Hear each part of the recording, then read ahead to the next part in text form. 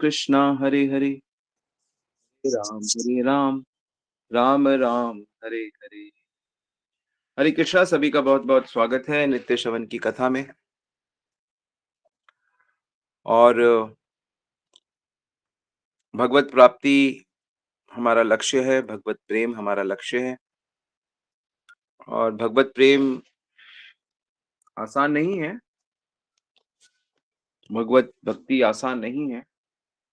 कोई कोई ही होते हैं जो गंभीरता से इसे करना चाहते हैं, इसे समझ पाते हैं बेसिकली। तो हमने चर्चा करी थी कि हमें भगवत प्राप्ति करने के लिए हमें कुछ चीज़ें अच्छे से समझनी पड़ेंगी।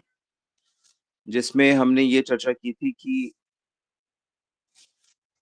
संसार का स्वरूप आपको समझना पड़ेगा।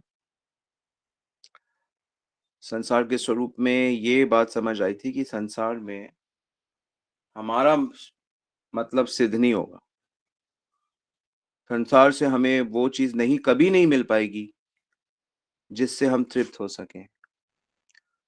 इसलिए जो संसार से को भोगना चाहते हैं, संसार से सुख लेना चाहते हैं, उनको बार-बार जन्म मृत्यु लेना ही पड़ेगा।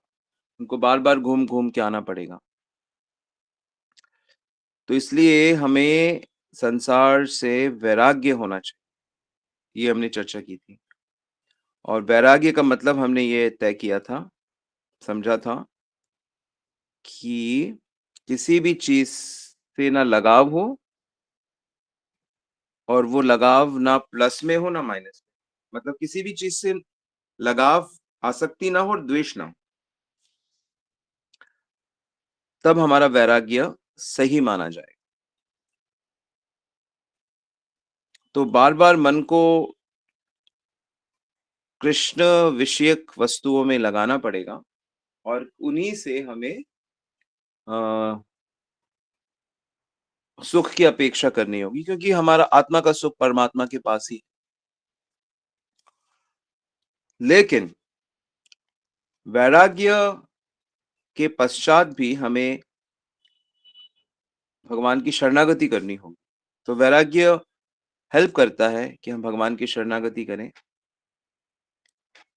लेकिन ये शरणागति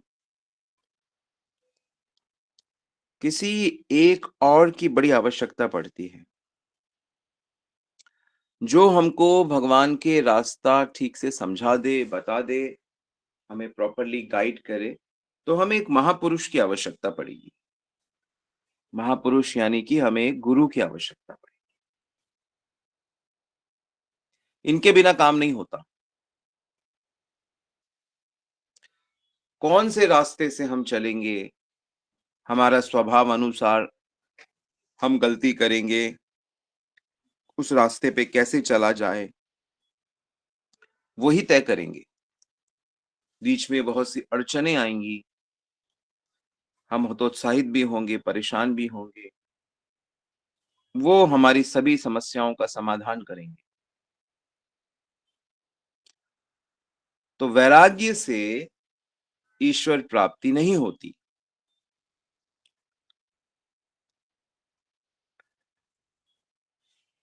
कर्म करने से भी कर्म बंधन से मुक्त नहीं हुआ जाता।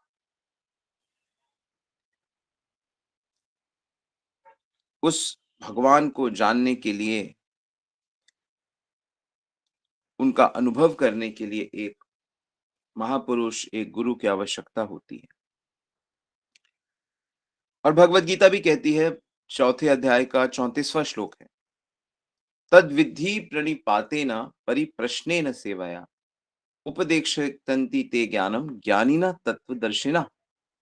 कि उस भगवान को, ईश्वर को जानने के लिए क्षोत्रिय, ब्रह्मनिष्ठ महापुरुष की आवश्यकता है। उसकी शरण में जाओ, जिज्ञासु बनकर उनकी सेवा करो और वे आपको परम तत्व का ज्ञान प्रदान करेंगे।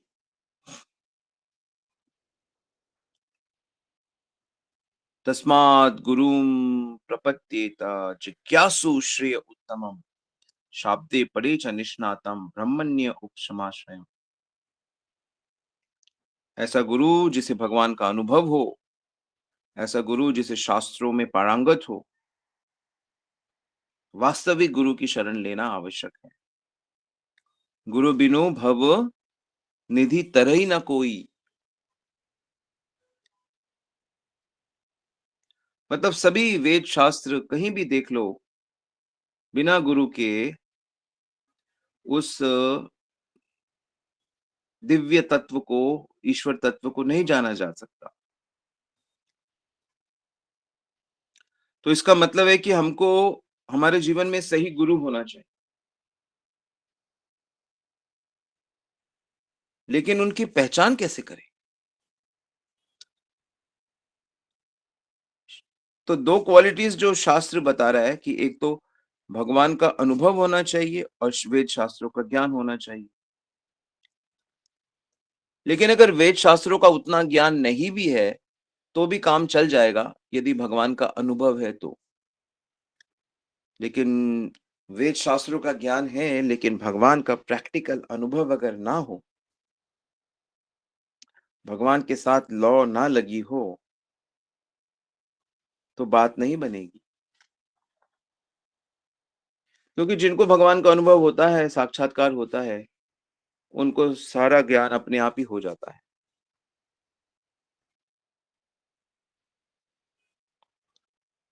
एक पुरुष, एक महापुरुष, एक परम पुरुष। इस सीरीज में ये 3 तत्व होते हैं। एक पुरुष यानी कि जीवात्माएँ, जो नॉर्मल जीवात्माएँ हैं। परम पुरुष यानी कि कृष्ण और महापुरुष जो पुरुष को परम पुरुष से मिलाता है। जीवात्मा, महात्मा और परमात्मा।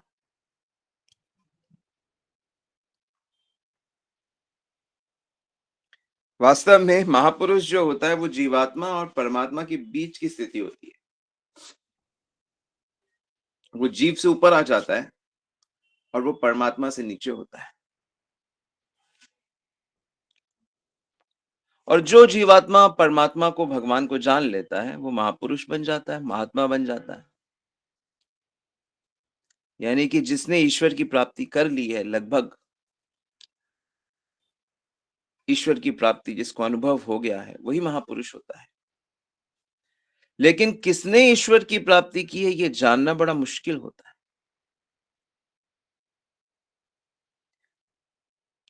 ये ऐसे आपको पता नहीं चलेगा कि आपके पड़ोस में भी अगर आके वो रहें, तो आपको पता नहीं चलेगा कि भाई कैसे पता लगेगा?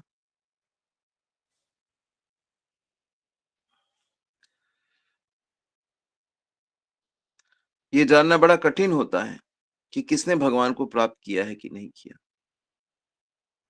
क्योंकि जैसे भगवान को हम अपने इंद्रियों से नहीं जान सकते, प्राकृतिक इंद्रियां है ना हमारी, इंद्रिय से नहीं जान सकते, मन से, बुद्धि के परे होते हैं ईश्वर। फिर भी जो सामने दिख रहा है, कुछ प्रत्यक्ष, कुछ अनुमान करना पड़ता है, कुछ शास्त्रों के द्वारा जो शब्द प्रमाण है, उसमें जैसे जैसे लक्षण बताए जाते हैं, उससे तो पहचानने की कोशिश करनी पड़ेगी, क्योंकि बिना जाने, उनके संपर्क में आए बिना तो बात बनेगी नहीं। नहीं तो फिर किसी को भगवत प्राप्ति हो ही नहीं सकती। तो जिसके जीवन में सच्चे साधु ना हो, सच्चे गुरु ना हो, तो उनके बिना तो भगवत प्राप्ति होगी नहीं। तो गुरु को ढूँढने में चाहे जितना समय लग जाए, जितनी मेहनत लग जाए, कोई दिक्कत नहीं है, कितने जन्म लग जाए। चैतन्य चरितमृत में कहा गया है, प्रति जन्मे सबहि माता-पिता पाए, गुरु कृष्ण नाहि पाए, भजो हरि ताए। कि माता-पिता तो हर जन्म में मिलते हैं, लेकिन गुरु कृष्ण हर जन्म में नहीं मिलते, इसलिए हरि का भजन करो। क्योंकि भजन करने से फिर गुरु अपने जीवन में आ जाते हैं। जिनका भजन सच्चा होता है, उनके जीवन में सच्चे गुरु आ जाते हैं।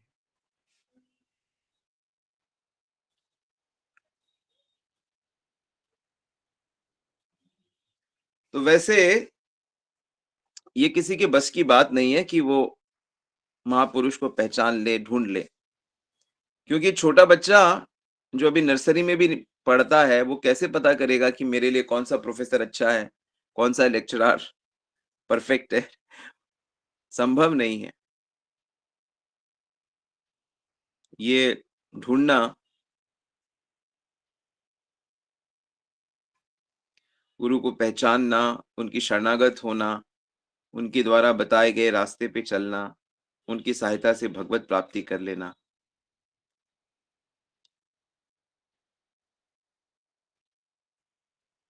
तो भगवत प्राप्ति आप कर सकते हो क्योंकि भगवान ने कहा है बहुतों ने प्राप्त किया है मुझे और बहुत प्राप्त करेंगे आगे भी।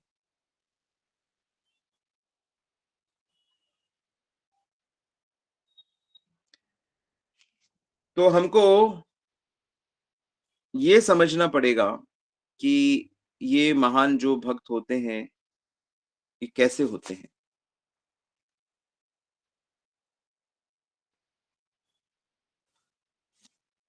तो इसमें हम इनको 4 कैटेगरी में बाँट सकते हैं। महान जो ग्रेट पर्सन होते हैं, महापुरुष होते हैं, गुरु होते हैं। एक तो वो होते हैं जो भीतर से तो भगवान को बहुत प्रेम करते हैं, बड़ी साधना करते हैं और बाहर से भी ऐसे ही साधु दिखते हैं। अंदर से भी सही हैं और बाहर से भी तिलक, चंदन, कंठी, साधु अनुकूल या तो मुंडन होता है, गेरुआ होता है, साधु के जैसे पहचान होती है। ऐसा साधु हो सकता है या तो ऐसा हो सकता है कि अंदर से तो वो भगवान के से जुड़ा हुआ है पक्की तरीके से, लेकिन बाहर से वो एक साधारण व्यक्ति की तरह है। बाहर से नॉर्मल व्यक्ति की तरह है। उसको पहचानना तो बड़ा मुश्किल हो जाता है और ज़्यादातर जो साधु होते हैं, वो ऐसे ही होते हैं। ज़्यादातर जो साधु होते हैं, उनको पहचानना बड़ा मुश्किल होता है, क्योंकि वो अपने आप को छुपाते हैं। गोपनीयम, गोपनीयम, गोपनीयम। क्योंकि अगर कोई कह दे कि मैं महापुरुष हूँ, मैंने भगवान की प्राप्ति कर ली है, तो कौन विश्वास करेगा? लोग कहेंगे देखो ये भी एक पाखंडी है। अपने मुँह से कोई अपनी तारीफ़ कैसे कर सकता है? कोई कैसे कह देगा कि हाँ, मैं भगवान को मिल लिया हूँ, मेरे को अब रास्ता पता चल चुका है।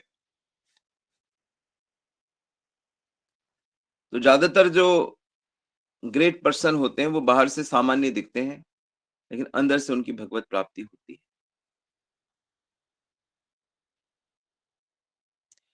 और एक प्रकार के लोग होते हैं समाज में जो बाहर से तो दिखावटी होते हैं, मतलब माया के जैसे सब काम करते हैं और अंदर से भी उनका ऐसे ही हाल होता है।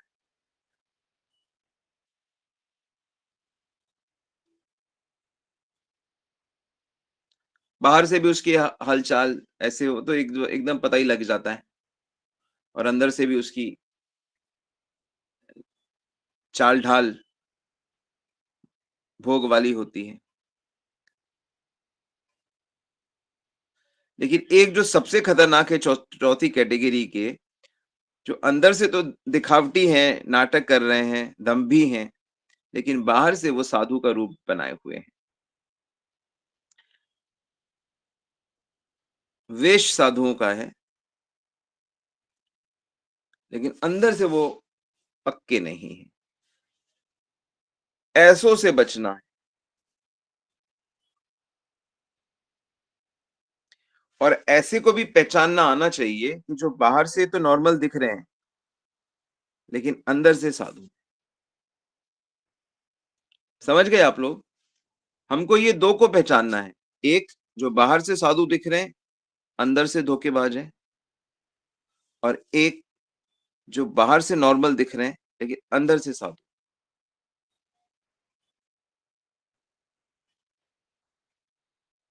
यानी हमको शास्त्रों का इतना ज्ञान होना चाहिए कि हम पहचान लें और आसान नहीं है ये, बड़ा मुश्किल है।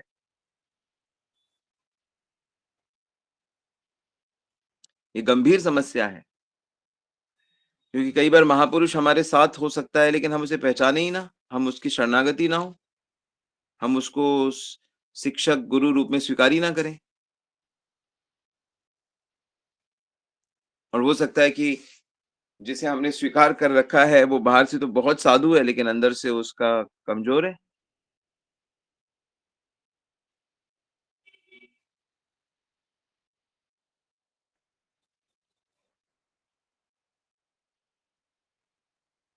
कोई कहेगा ये कैसे हो सकता है कि अंदर से वो भगवान का भक्त है लेकिन बाहर से दिखावा नहीं कर रहा, बाहर से माया में है, ऐसा कैसे हो सकता है? लेकिन ऐसा होता है।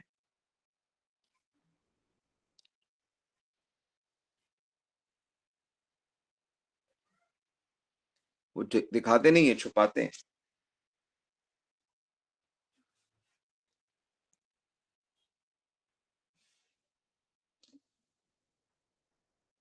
तो अनेक-अनेक भक्त महापुरुष जो भगवान के साथ रहते हैं, भगवान के साथ रहते हैं, वो भी कई बार इस तरह का व्यवहार करते हैं कि डाउट होने लगता है,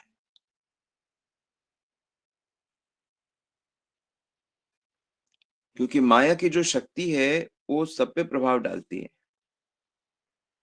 मतलब आश्चर्य ये होता है कि अरे! तो जो माया से निकल गया एक बार, उसपे भी कैसे ये प्रभाव डाल देती है? तो भगवान की लीला में सब होता है। थियोरेटिकली ऐसा होना नहीं चाहिए, क्योंकि जो माया से एक बार निकल गया, उसपे फिर माया कैसे प्रभाव डालती है? लेकिन ये भगवान की लीला है, जिसमें भगवान ये दिखाते हैं कि भाई देखो, संशय कभी भी, कहीं भी, किसी को भी हो सकता है।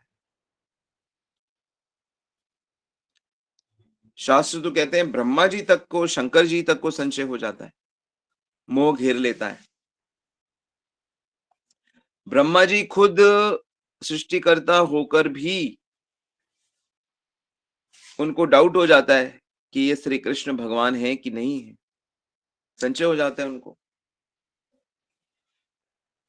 वो तो परीक्षा लेने चले जाते हैं। बाद में बड़ा अपने को कोसते हैं और इसीलिए हरिदास ठाकुर बन के जन्म ग्रहण करते हैं और अपने उस पाप का शोधन करने के लिए इतना हरिनाम, हरिनाम, हरिदास रूप में इतना हरिनाम करते रहते हैं।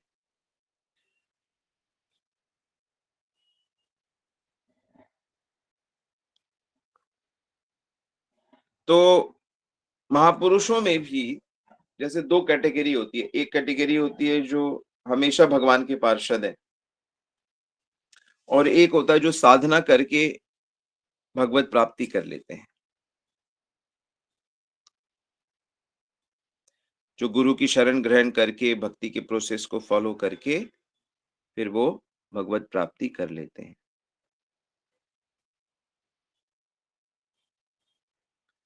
तो लेकिन जो भगवान के भक्त होते हैं वो भी जो माया में कभी गिरे नहीं, लेकिन वो भी कभी-कभी मोह में गिर जाते हैं। थोड़ी देर के लिए अंधे हो जाते हैं। जैसे जब 4 कुमार बैकुंठ जाते हैं, आपने सुनी होगी ये कथा कई बार। बैकुंठ जाते हैं, वहाँ जय-विजय मिलते हैं उनको। उनको रोक देते हैं चारों, "कहाँ जा रहे हो?" तो ये लोग क्रोध में आ जाते हैं और उनको श्राप दे देते हैं।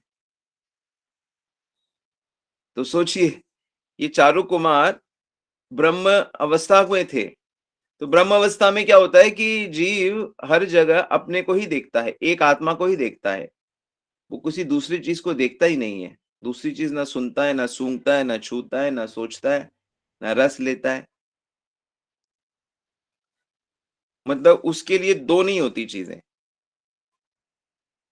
लेकिन यहाँ पर ये चारों कुमार अपना आपा खो देते हैं और क्रोधित होके शाप दे देते हैं। तो ये कैसे हो गया? ये तो होना नहीं चाहिए था। इनका व्यवहार तो ऐसे ही पार्वती जी राम जी का विलाप देखकर मोहित हो जाती हैं कि अरे! ये ईश्वर कैसे हो सकते हैं? ये ईश्वर कैसे हो सकते हैं? ईश्वर कोई ऐसे रोता है? एक स्त्री के लिए, पत्नी के लिए? और शिव जी तो प्रणाम करते रहते हैं राम जी को, उस अवस्था में भी कि मेरे प्रभु की क्या विचित्र लीला है। और पार्वती जी जानती हैं कि मेरे प्रभु शंकर सब जानते हैं, वो कभी गलत नहीं कहते और फिर भी उनकी बात पे विश्वास नहीं करती है और खुद राम जी की परीक्षा लेने के लिए सीता जी का रूप धारण कर लेती है। और जैसे ही राम जी उस अवस्था में होते हैं और ये वो उस रूप में जाती है, तो राम जी तो पहचान लेते हैं, राम जी तो भगवान हैं। वो कहते हैं कि अरे माता, आप जगदम्बिका, आप आज अकेली कैसे? आपके प्रभु कहाँ हैं? आपके स्वामी कहाँ हैं? तो वो तो तब उनको समझ में आता है कि मैं तो सीता का रूप धारण करके गई, लेकिन इन्होंने मुझे तो एकदम पहचान लिया। और जाके शिव जी से भी झूठ बोल देती हैं कि शिव जी जब पूछते हैं कि आपने परीक्षा ली, तो कहती कि नहीं, मैं भी आप ही की तरह प्रणाम कर लिया मैंने भी, बस जाके पास में से।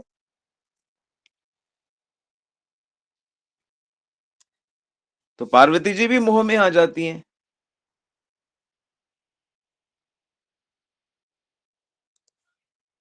तो भगवान की परीक्षा लेने वो चली गई कि ये भगवान है कि नहीं। तो ब्रह्मा जी जैसे भगवान की परीक्षा लेने, तो सब कंफ्यूज होते रहते हैं। मतलब भगवत लीला में ये होता ही रहता है। कितने कितने राजा कृष्ण को भगवान मानते ही नहीं, चाहे उसमें कोई भी हो, कंस हो, शिशुपाल हो, पौंड्रक हो, कोई भी हो। इतने सारे असुर वसुर सब देख रहे हैं कि कृष्ण इतने शक्तिशाली हैं, लेकिन भगवान रूप से उनको स्वीकार नहीं कर पाते। क्यों?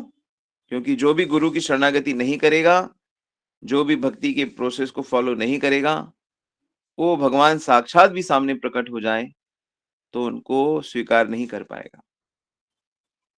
लेकिन जिसने गुरु की शरण ले रखी है, उनकी आज्ञाओं पे चलता है, निष्ठा से भक्ति का पालन करता है, तो वो भगवान को हृदय से स्वीकार कर लेता है और सर्वत्र उनकी अनुभूति करने लगता है।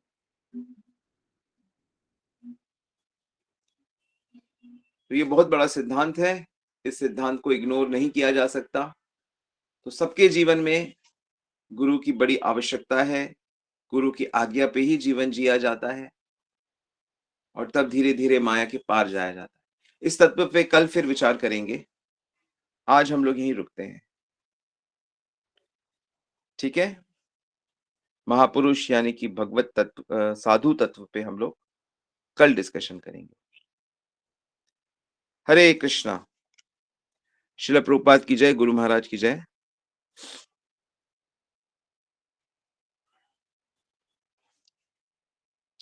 ओके, कोई एक प्रश्न पूछ सकते हैं आप आज, बाकी क्वेश्चन आंसर्स भी हम लोग कल डिस्कस करेंगे।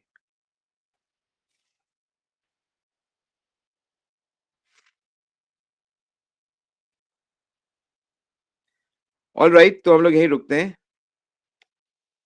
Thank you very much. Hare Krishna, धन्यवाद, प्रणाम। श्रील प्रभुपाद की जय, गुरु महाराज की जय, सभी भक्तन की जय। और प्रेमानंदी हरि हरि बोल।